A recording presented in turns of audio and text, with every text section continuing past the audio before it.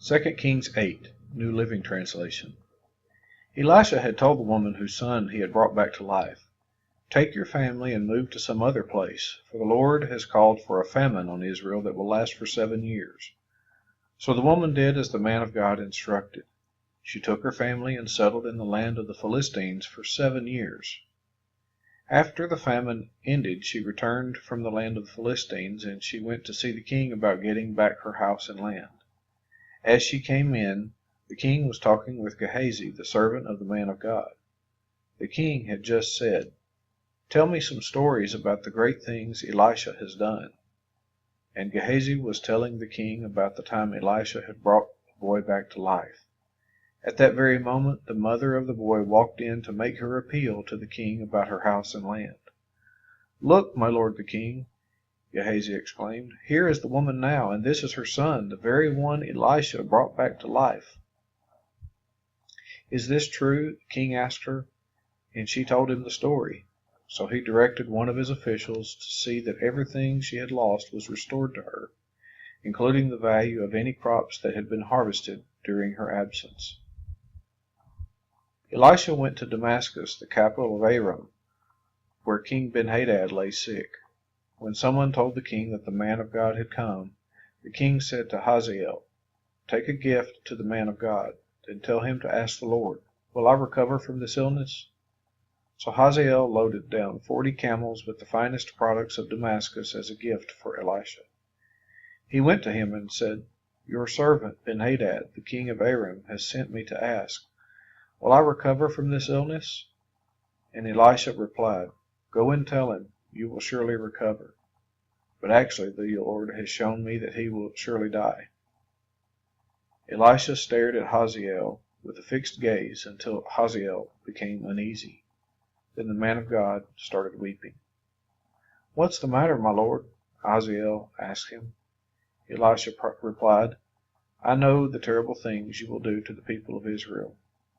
You will burn their fortified cities, kill their young men with the sword, dash their little children to the ground, and rip open their pregnant women."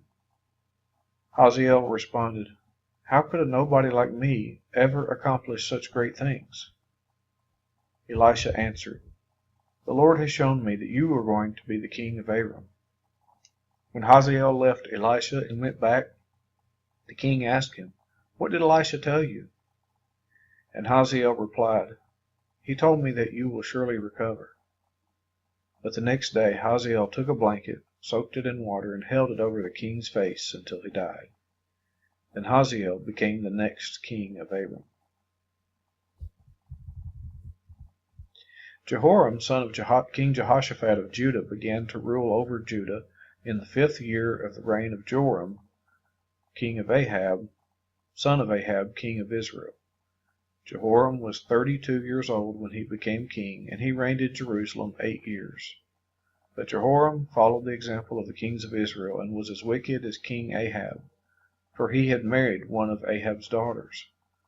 So Jehoram did what was evil in the Lord's sight. But the Lord did not want to destroy Judah, for he had promised his servant David that his descendants would continue to rule, shining like a lamp forever.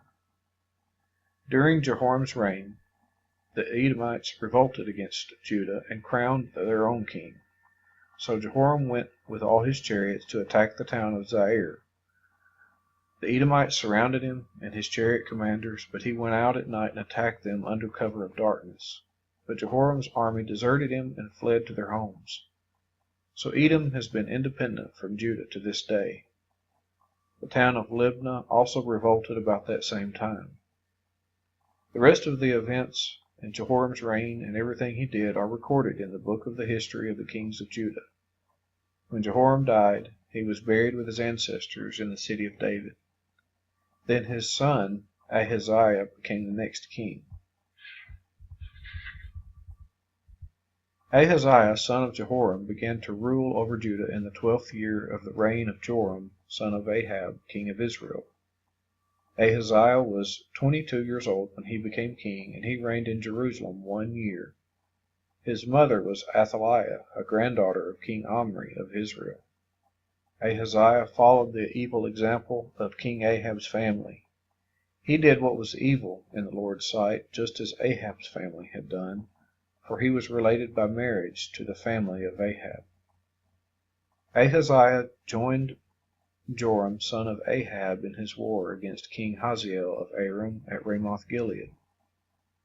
When the Arameans wounded King Joram in the battle, he returned to Jezreel to recover from the wounds he had received at Ramoth. Because Joram was wounded, King Ahaziah of Judah went to Jezreel to visit him.